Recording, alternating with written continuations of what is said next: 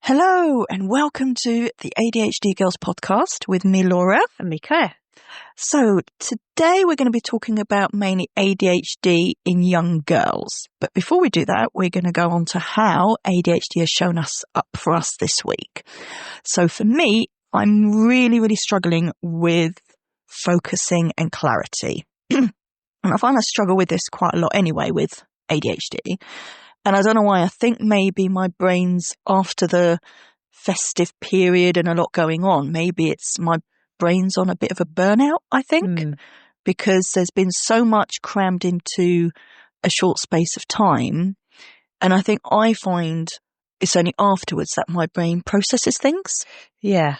And I'm just feeling very aware that my brain is still very foggy, fuzzy, and struggling to latch on to anything. It's just kind of like, I don't know, it's just like, I feel like it's a sponge. Yeah, or when you're saying upsetting, I'm thinking of like a butterfly and it's just going from plant to plant. It's not quite settling. Yes, yeah, that's it. It's kind of looking for something, but it's not sure what. It's just kind of like, I'm fluttering around. And that's how I feel my brain is afterwards. It's just almost like it's been through a lot and it now needs just that time to settle. And maybe the best thing I heard recently was not to do anything, because we're constantly doing, I need to do this to get over that, and I need to do that. And it's like, no, just sometimes don't do anything, because your brain is constantly doing something. We're human beings, not human doings. I like that. Very philosophical stuff. So that's mine, is my brain's feeling very shell-shocked after the last kind of few weeks of a lot going on. And I think it's good that now I can recognise it and just go, do you know what? Because previously I'd be like, oh my God, why can't I do this? And I'd get really angry at myself of why can't I do?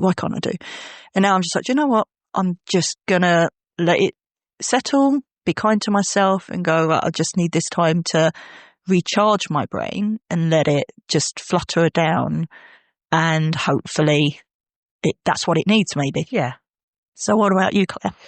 So part of, the diagnosis, after post-diagnosis, you become much more aware of your patterns of behaviour. And one way this has showed up for me this week is, so I bought a couple of dresses in a sale, and I have been agonising over what to do with them because I can't keep them both. And it's a really simple kind of process, or it feels like it should be a simple process. You just take a dress back to the shop. Not for us ADHDers. No, back to the every look. And I'm like, there seems to be so many things within that one simple process. So basically I had to decide which dress fitted me best. Then I had to decide, well, did I actually still want it? Then it was like, can I afford it? And I know I can, because it was in a sale and I've had my eye on this dress for ages. So it's kind of like that's a given. But then it was like, well, where do I return it to? And I agonised over, do I take it to the Londish shop or do I take it to the locker? And it was like, have I got time to do that today? Then I went back to, but if I keep that dress, I do need to alter the sleeves. And then I've got to think about, that's going to add on extra cost to this dress. So the time involved in doing it. Yeah, so you're beginning to see it's quite a lot of steps. Now, this is why I get so tangled up and why I get so exhausted, because something that typical might find quite easy to decide on, it's just, I feel that there's myriad possibilities and I have to go through each one to come to a decision. And it's just so flipping draining. So I eventually decided, I'm going to take that one back. And I'm now thinking, should I take the other one back as well? But it's too late because I've got rid of the package and I can't go to a physical shop. And I'm thinking, will I ever actually take it to the dressmakers and get it adjusted? I don't know. What do you think, Laura? Will I?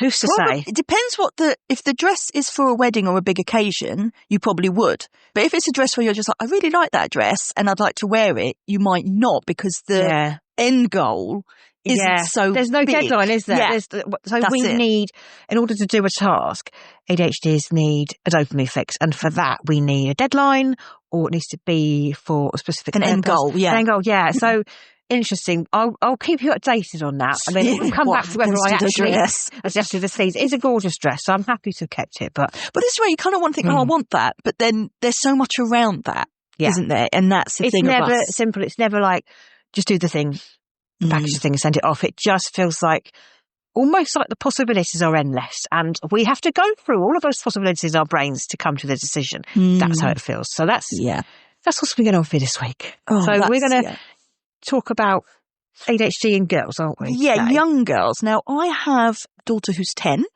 and we're here in the UK. And I don't know if there's any other parents listening, but you might be there going, what's she going to say? What is it? And I'm like, no, it is an absolute, and I can't use the words because they're quite rude. It's an absolute nightmare. Yeah. A nightmare is basically nothing compared to how much nonsense it is to try and get any kind of support for a girl with ADHD, autism, whatever you want to call it on the spectrum, who's not playing out, who's not throwing chairs at people.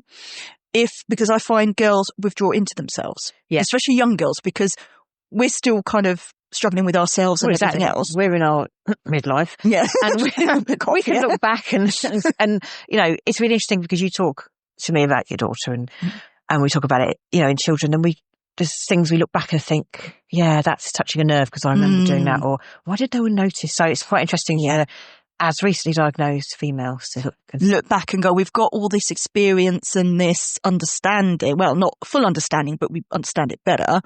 And seeing my daughter struggle with things where I think I remember a similar struggle.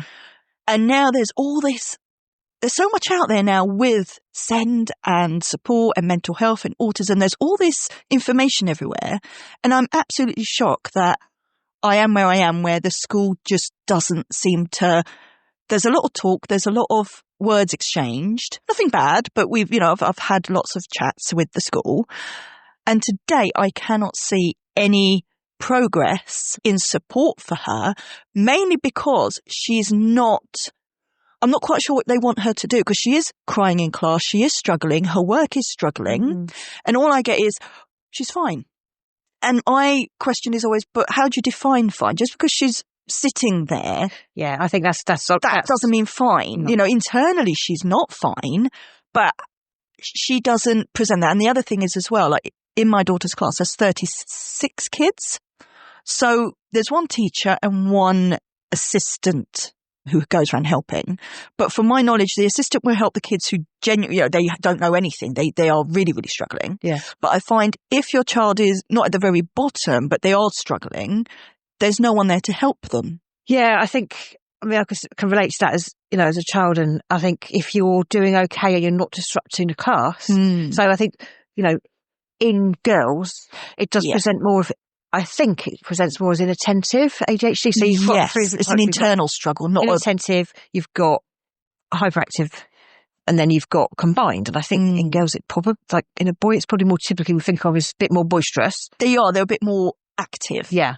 And it's not good or bad. It's just saying this is what they're like. Yeah. So, my daughter is you could kind of say she's a spacey dreamer. She will kind of stare out the window. Or even she sometimes says it's something not interesting to her. She won't really pay attention. But she got quite upset because she was like, oh, but it's my brain. It won't let me. So it almost feels like she wants to do it, but her brain's, and I think that's the biggest show for me of, she's not going, well, I can't be bothered. She's going, well, I want to pay attention, but my brain's not letting me. Well, and to me, that was such a big moment. And if I say that to the school of, look, she wants to pay attention, but she's telling me her brain won't let her. And I go, oh, well, in class, she's fine. But she's clearly not, because I'm telling you she's not. And then at homework, it's a nightmare. She is quite chatty. So in the right group of people, if it's children that are nice, she's chatty, she's absolutely fine. But round certain other children, she will shut down completely, because the ones that are like, oh, well, we're not going to play with you, dear. We don't talk, that kind of one, she will just completely shut down round. She won't argue back. She won't start an argument she doesn't like being confrontational. She will talk, like once she's in her zone, what you would call hyperfocus, she will just talk, talk. And I don't think she really, because when I read about the whole perfectionist thing, I was like, I'm not a perfectionist. But looking back now, I think perfectionism, you think, well, I don't want to be perfect, but I think you try and focus too much on doing something in a way where you think, well, I want that to be a certain way to be right. That is perfectionism. That's really interesting, because I would never, until recently, have said that I was a perfectionist. I didn't identify with that at all. But I realise now it can present in ways such as you don't start a lot of things because you know you won't be able to do them correctly. Yes. So it's almost like, it's almost the lost opportunities of things you could have done, but you didn't even get going because you, for some reason, you didn't know why, but you just couldn't get started. And I think that to me is perfectionism as well. That's exactly, I think for me, you've nailed it, because so many things I look and I think, I want to do that. Oh, but it's going to take, I need to do, and in my mind, I straight away go into like 100 scenarios, but I need to do this, I need to get that, and I need to make sure it's like this, and then I need to study that, and I need to make sure, and that is, it's overwhelming. You've got started. And I think in school, that can show up a lot for autistic girls, because you're constantly being graded and, oh, you need to do this work, you need to do that work. And I think that's where they can withdraw into themselves and not say, because it's difficult to describe that feeling of, well, I need to get it right. But right can look at different things to different people. And I can see that in my daughter so much of, oh, but I need to do that, I need to do that. And it's difficult to kind of just say, look, don't, I'm glad that you're really thinking about this and want to do this to the best of your ability, but just sometimes do it. It's better to be imperfect and done than trying to get something that isn't going to happen, because perfect can look like different things. She will have a meltdown as well if it doesn't go exactly how. She'll just start crying, go, oh, it's not right, it's not how I want it to go. And then, again, the teachers will say she's doing fine, but at home, that's where it all comes out. She's exhausted, tearful, because I think at home, and I'm glad it's at home, it is her safe zone. I think this is where it all comes out, because people have said, all your life you hear this thing about, oh, it doesn't have to be perfect, just do it, just try it. But until you understand the workings of your brain and how ADHD comes out, these words just are meaningless. They're just another stick to beat yourself with. So I think, well, that's why diagnosis is so helpful, or to understand, just understanding yourself better. It's like, oh, okay, so I don't literally have to have just schedule. I now know that my brain needs a certain set of factors to be present in order to get doing the task, start the task. So just saying, oh, it doesn't have to be perfect, doesn't really hit the spot. No, because we just think, I still don't understand what that means, and I still can't do it. Yes, because I think, I want it to be my way in your head of, I want it to be right. Like with my writing, I'm always like, right, it needs to be amazing, it needs to be good. Well, now I'm more. And the more sometimes you just do something and go, oh, because I find there's a lot of anxiety around doing things because of the perfectionism. And sometimes I think, what, once I've done something, I'll just go, oh, was that it? Like, oh, I'm glad I've done that now because that was it. But then I won't learn for next time. But I think getting into the habit of just doing what you can and go, oh, I've done that. I think it does build to you being a bit kinder to yourself and going, right, I'm glad I've done that. And that wasn't as bad as I thought it would. Because it never is. Let's be honest. Whatever you build up into, it's never as bad as you think. But you always, the next whatever comes along and it's built up to this, oh my God, it's this really big thing. Like I remember when I used to go running, it would be like, oh God, this massive thing where you think, oh my God, you're literally just leaving the house and running. But to me, beforehand, it was this massive thing. So when I'm running, a technique I use is to, if there's, say, lampposts, it's like, all I have to do is get to that next lamppost because it's just too big. I mean, I run quite a lot of 5Ks. So, it's not an inconsiderable distance. It's enough. But like, sometimes I'm so stuck in my head, it's like, oh my God, it's 5K. But no, sometimes you just run to the next bench, And before you know it, you're at the finish. But I really have to, this is why running's so helpful for me, because it really makes my brain go, no, okay. Or I count in multiples of 10. I count 10 steps, 10 paces, whatever. Yeah. I found I used to run with a friend and we used to chat. So we didn't run fast. We were literally like little turtles. But it was absolutely lovely to have that. Before you know it, you've run 5K and you've had a chat, you've come away, and it's not just endorphins for your body. It's that mental, like, oh, I've had, a nice chat with my friend. We've both been out in the lovely sunshine, and it's a much, much better experience. I listened to an Audible book this morning, so I used that time. I used my 5K time this morning to listen to a book. Ah, what are you going to say? What book? Yeah, it's called. I think it's called Growth Mindset. Ah, so I'm about half an hour in, so I'll come back to you when I've listened a bit more. Yeah, so I find that makes the time go a lot quicker. Because that's the thing. When I'm running just by myself, the time seems to be dragging. But when I've got some form of entertainment, it does go quicker. And this is why I'm trying to get my daughter into just getting outdoors. because I find if at the moment, thankfully, she still enjoys going to the playground and, hanging out with her friends and things. But I'm trying to get that activity in there for her because I know that is so crucial, not just for her body, but her mind. Mm-hmm. And I think, I wouldn't want to be a young girl with ADHD again. No. But the school system is so, in the UK, it's rare that you hear someone get any support, especially for girls, because it really is an absolute, minefield. I find my daughter is very much, she's got another friend who's on the spectrum, and together they just come out so well. They, have similar kind of ways of thinking, and they don't, how do I put it? They're not mean girls. They will never be confrontational, mean, or make fun or anything like that. While I find other girls are very much into who's cool, what bag they've got, and what designer gear. And I think already this is in primary school, and already this kind of social system is already in place. And I think, God, she hasn't even got to the next stage, but already it's so focused on how girls look, what clothes they wear, and socially as well, where you are in the social circles. So that kind of leads into, I would say, the masking. So girls, I would say, mask a lot more. Females do. Girls and adult females will mask because boys might be more outwardly presenting, but girls are like, no, I've got to actually fit in. Yeah, that's the thing. Because it's really important for your safety. It's school, definitely. I think, to be honest, you've got to have that group of friends. It's really hard. If you're the only one at school, that's going to be very tough. Not have friends. Because I find it's easy for us to go, oh, it's just school. But I remember being at school. When you're at school, that's all you know. Mm-hmm. That's your whole world of going to school.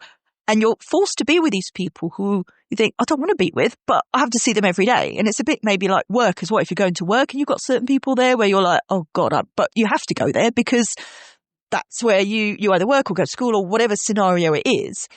But when you're younger and you're forced to be around people and your brain works differently. You're much more reliant on those groups, aren't you?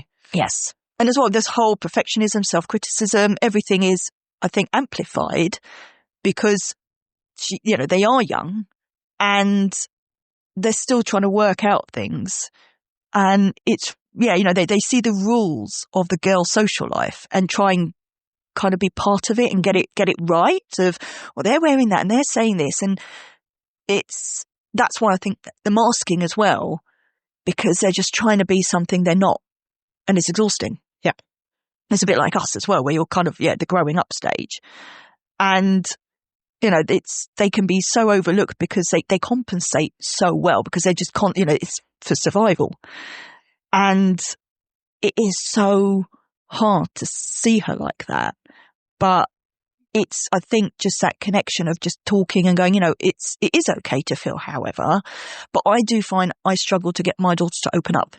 Okay. Because she'll just go, it's fine. Because when I was younger, I struggled to put words to my feelings. Because I think, well, I feel all these different things and I don't know how to say it. And it's trying to give her, so I've bought this emotional wheel. It's emotions wheel. And it's got all these different emotions on it and they're different colours and everything to try and get her to go, well, just look at it. Just look at the words. And then there's different descriptions of things to try and see where you are. And it's not good or bad, however you're feeling. This is where I'm trying to really instill of like, there's no such thing as a good or bad feeling. Obviously, if you're happy, you feel better and people want to feel happy more. But if you're feeling sad, that's there for a reason. So I would really recommend that emotional wheel, even for adults, because on the outside of the wheel, it's like the big emotions. So like, I'm feeling angry. But then as you go towards the centre of the wheel, you sort of drill down a bit more on what smaller emotions are that might have fed into it. So we might be quite good at recognising a big emotion, but we don't necessarily know how we got there. Yes. So where the wheel's quite helpful is it breaks it down further and further to actually pinpoint. Because I think you're right. I think it's called alexithymia, where we're not quite sure how to give our emotions a name. And I didn't know I had struggled with this until recently. I thought I was quite in touch with what I was feeling, but actually it's like I can explode and I don't know how it's got to that point. And yes, I think we need to be better at going back and having a look at how we've got to that point. I think that's so important. How did you get to that emotion? Because normally that road isn't anything but straight. And it can be a source of shame when you think, I exploded. And it might not be anywhere near as bad as you feel it was. Yeah. But you could feel really embarrassed about that and think, oh my goodness, why have I acted out in such an angry way? But that's unexpected way. But it's like, well, for the last 2 hours, I've been masking really heavily trying to get through something. And it's like a volcano almost. It builds over time and then it comes out. And you think, like you say, it's so more, how did you get there? And the more I recognise of, right, that's annoyed me, that's true, that's done. And I think that's what I want to give her or any other younger girls with ADHD, of just be really honest with yourself of, do you know what, that does annoy me. Because I think nowadays, and maybe some people go, oh, that doesn't matter. I think there's such a blasé attitude on emotions from a lot of children that maybe in their group of friends, they're taught, oh, it doesn't matter. And then they don't know how to describe their emotions. It's almost like, oh, all my feelings don't matter. Yeah. When actually that is you can feel so disconnected important from your feelings. You can feel like, well, that doesn't seem to equate to my expression, my outward expression of anger, or whatever the big feeling is. And it's like, if we can go back a bit and think, okay, that's how it got there. It can give us that much more agency and think, I am in control. I can look at what happened to get to that point. Well, I think control is such a big, important aspect of your emotions, because I find sometimes I am, sometimes I'm not. Sometimes I just feel so everything over masking and so much going on that I feel, well, I'm not quite in control of my feelings and emotions. And I think I'm an adult. So children, especially girls, would probably feel that's why I think the young suicide rate here is shocking. It genuinely is. And it's all to do with social media or friendship groups and them trying to be cool or fit in. And it's actually heartbreaking. It really is. Laura, I've just had an idea, and this is in real time. Okay. Yeah, go. Yeah. Have you heard of rage rooms? Yeah. Is it where they go and smash up? Yeah. Stuff? I really want to do a rage room. So you go into the room. I think it's for kids and adults, but different ones. And you just take out, you scream, and it's soundproofed, and you just take out.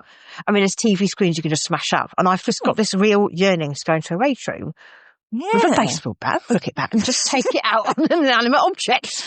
I was going to look into that. I think it's something we should do. That's a good New Year resolution of like, smash up the place. You know, for kids and that, where does that energy go? Where does those big feelings go when they need to express them? And sometimes you need to like go and run around, scream into the ether. I don't know, whatever, but I'm just thinking the rage room could be a good. Yeah, I like that thing of where does that feeling go? Yeah. Because like you say, if they've got a place to express that. And that's why I think exercise is so important, because that is an expression of a lot of things building up.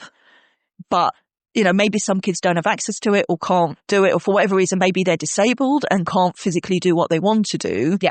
I think expressing your emotions, feelings, or whatever you want to call it is so important. Definitely. It really, really is.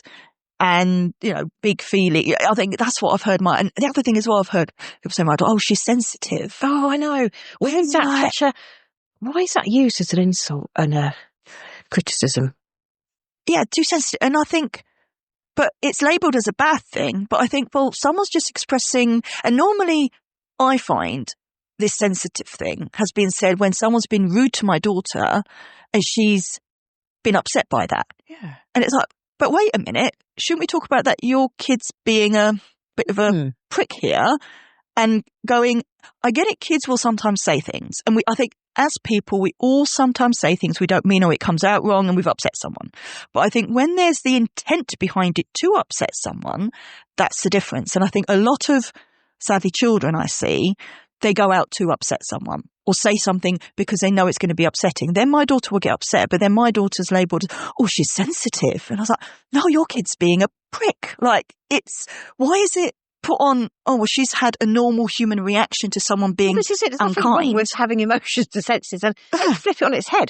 Someone else is not being sensitive enough. They're not in touch with their senses, or they're not being kind, or they're not thinking enough about somebody else. I mean, let's not have too sensitive as an insult. No. I mean, it should be flipped around. So, but why have you just said that to upset me? So it's okay for them to upset.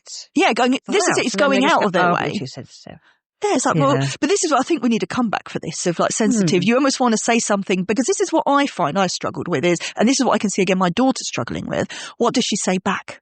Yeah. It's almost like what they're doing is not always the issue. It's how you react to it. Because 99% of the time I don't react because I don't know what to say, or I don't know, oh, well, I'm going to just cry or I'm just going to be upset. And then that's going to come across, oh, she's sensitive, And it's almost having that confidence of knowing what is a really good comeback to this.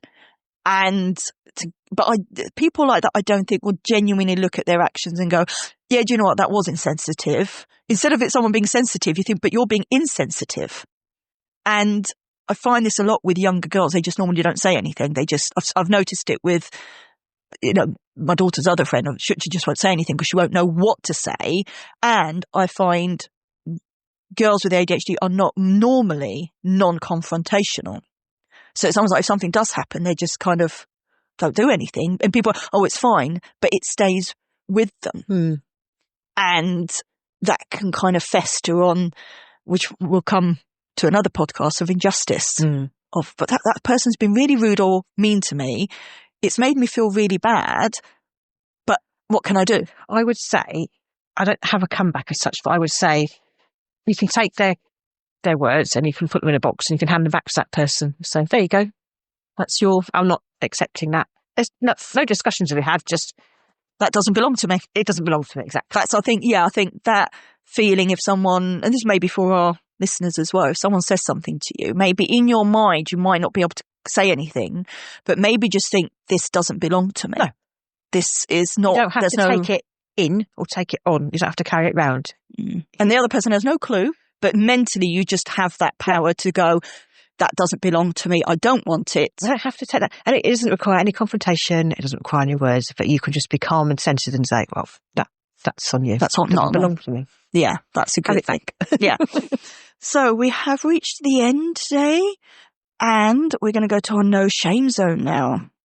So for me, it's literally what we've just been talking about, is this taking on what people call you. So the sensitive thing, where I'd have said, oh, you're so sensitive, or, oh, you've and before I used to really get like, oh, sensitive is such a sensitive word. And I used to be like, oh my God, but this is a bad thing. Oh, I can't. And I'd overthink about, oh, but it's me. And the no shame zone for me is me being, again, having that confidence to kind of go, no, do you know what? There's nothing wrong with, you're thinking I'm too sensitive. Well, I'm just going, I have feelings, and you're trying to upset those feelings. And it's having that thing of like going, no, I'm not too sensitive. You're not to anything. I have feelings, and I think a lot of people say a lot of things, and people, I think, know they're being confrontational or rude or whatever, but they'll just go, oh, I'll just tell it like it is. Or you think, but if I told you how it is, you definitely wouldn't like it. Like, there would be anarchy if I opened my mouth with proof or me telling you as it is. But I don't, because I have that feeling of, we're all people, and I would never go out of my way to be rude. I would say most people who say, I'm just telling it like it is, are the ones who are most sensitive to being turned back onto them. Well, yeah, this is it. It's ironic, isn't it? But yeah, the irony of just telling the truth. Yeah, it's all the same way. But if this was the other way around, and me telling me your truth, me telling you what I think, no filter, you wouldn't speak to me again. No. But somehow we're kind of like labelled, oh, you're too sensitive, oh, just tell it like it is. Where you're like, but we probably wouldn't all talk to each other if we were filter free, just like some people are. So my thing is, someone calls me too sensitive, I'm now more like, no, I'm not too sensitive. It's me having that recognition in, I'm not too sensitive. I'm human with feelings. So what about you, Claire? Mine is a more tangible kind of thing where I've got a habit of leaving all the cupboard doors open and having a drink by making a cup of tea and then leaving the milk out. So my shame would be being told, oh, you're such a mess. Why do you leave the doors open? Why can't you shut the doors? Why can't you tidy that away? And it's almost saying, I mean, I don't know. And actually, yeah, I do leave the cupboard doors open, and I do, because what happens is I go and start a task, and then I'm like, that needs doing, that needs doing. Oh, in order to do that, I need to do that and that. Yeah. And before you know it, it's like, I've opened every door, every condiment's out on the side, and I need to go and take the washing out, and I have forgotten, and it's all smelly because it's gone all mouldy. So I would say it's okay to leave the cupboard doors open. It's okay to leave the milk out. Nothing's going to happen. Like, okay, if you left it out all day, maybe not great, but it's not a big deal. It's not the end of the world. No, but being told you're messy, you haven't finished it, that doesn't belong to you. No, it doesn't belong to me. And it's It's fine to leave the cupboard doors open. Nothing bad will Walk away happen. from them. Worst thing is someone comes in and they think you've got ghosts. It's fine. All right. Thank you for joining us, and we'll catch you next time. Bye.